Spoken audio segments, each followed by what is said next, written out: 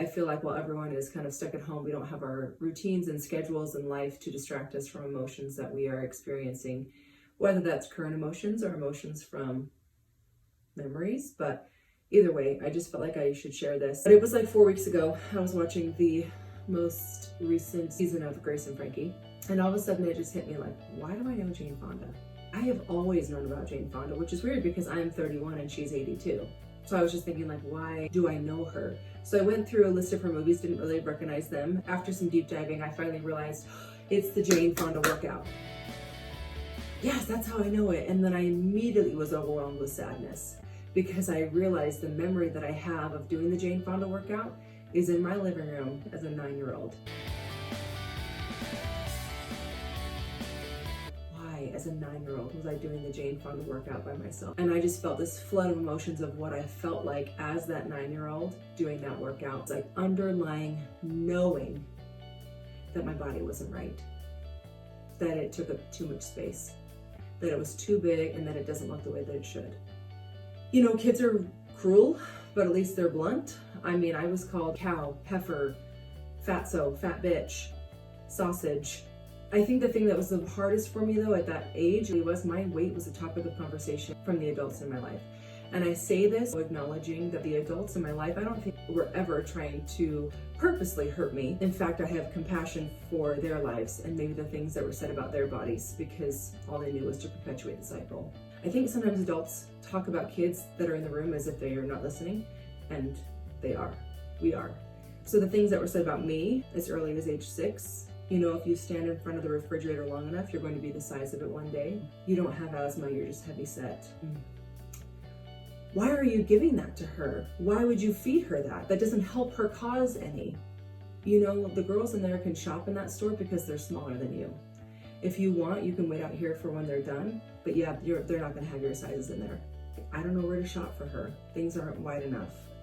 Is that too tight on her? I think it's too tight. I don't know what to do either. Are you sure you want to eat that? You know what, that's too much. You shouldn't be eating that. I knew that foods fit into a category of made me smaller and made me bigger. I think the hardest one for me is actually when I was older and I had double knee surgery, someone telling me like, and it was a doctor, like, yeah, your knees are hurting because you're overweight. And I just remember that being really hard for me, thinking like, my goodness, what's wrong with me? Like my knees are buckling under the weight of my body. Like I can't fix this. I never really had an eating disorder, but I made all of my food decisions based on that make me smaller and that make me bigger. It wasn't until I finally had knee surgery that the surgeon told me like, no, you have knees that were structurally built incorrectly. In fact, your tendons have turned into scar tissue and they're eating away at your kneecap like plaque on a tooth. So turns out that's why my knees hurt, not because they were buckling under the weight of my 175-pound body at 17. Anyway, all of this is just to say those emotions came flooding back when I think about a 9-year-old doing the Jane Fonda workout in her living room by herself. And for me, I don't avoid my emotions anymore. I have learned to try to like lean into them, which means allowing myself to be sad for the experiences that I've had. And that also sometimes for me means recreating that memory. I decided that there's no way that Jane Fonda has only done things in her life that are the Jane Fonda Workout and Grace and Frankie. For me personally, I wanted to dive in. I got her book, I started reading it, and as she's talking about these projects that meant a lot to her, these movies, these ideas, these concepts, her activism, I have kind of either watched them or researched them to learn more about this person in particular. And what I had found is that this woman started binging and purging when she was 15 because she too was told that her body didn't look the way that it was supposed to. And all of a sudden I found solidarity in the fact that this person that I have a very harsh and sad memory of myself trying to change my body experienced the same thing in her childhood and in her young life and up until her 40s. To then learn that this Jane Fonda workout was so powerful for her because she had just given up binging and purging and found solace in working out because she found a connection to her body and she found strength in what she was capable of, and she was able to connect for her the divine source that drove her life and helped her to face some of the things that she had experienced. That is the thing that I can get behind. That is a reason to work out. And I've spent a lot of time in the last few years really shifting my relationship with food and with my body, and I am proud to say that I love this body. I'm so grateful for everything that she has given me, and I'm so grateful for the things that I've been able to do because I have this body.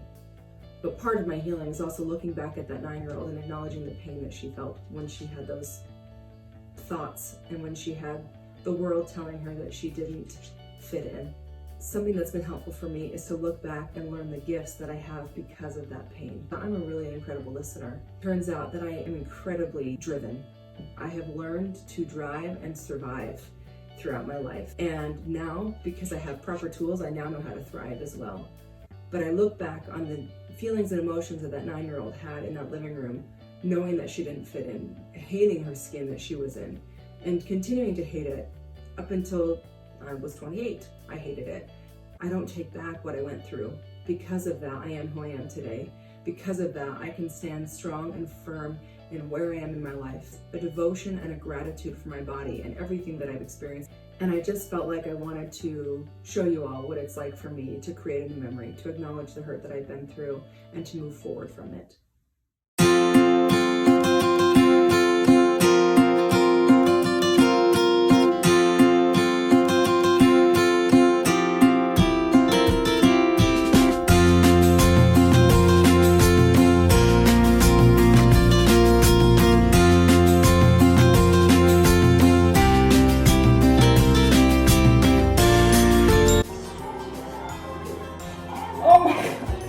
Oh my gosh, Jane! Excuse me, sir. Thank you.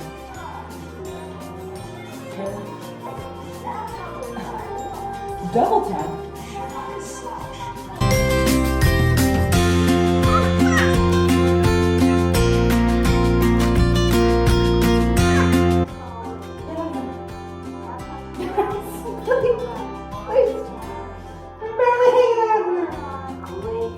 Don't you feel good? I do feel good.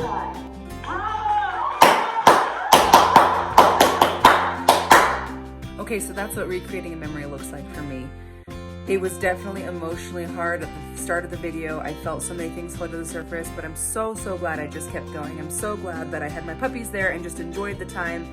I'm really thankful. This was actually a really hard workout. Good heavens, Jane Fonda. But I would totally do it again. It was great, and the narrative in my mind has now changed about this memory and about this association with this video, and I just had a great time.